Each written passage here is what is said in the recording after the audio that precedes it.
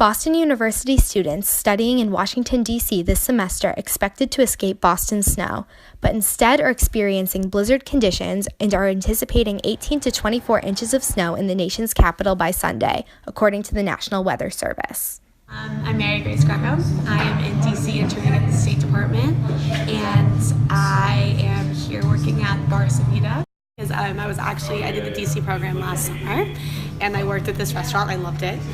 And then didn't really think much about this blizzard because we're from Boston and last winter was terrible, so I just naturally assumed that everyone was freaking out. And that was clearly not the case. I was proven wrong as I'm staring at like 30-mile-per-hour winds right now.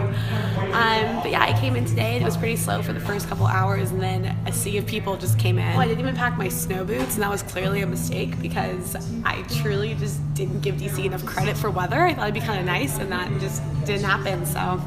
A state of emergency has been issued for the district, and the metro has been shut down from Friday night at 11 p.m. until the Monday morning commute. Uber is experiencing surge pricing, which has led to limited drivers. Meanwhile, BU students are hunkering down in Woodley Park. Reporting from the district, this is Tony Ann Boris.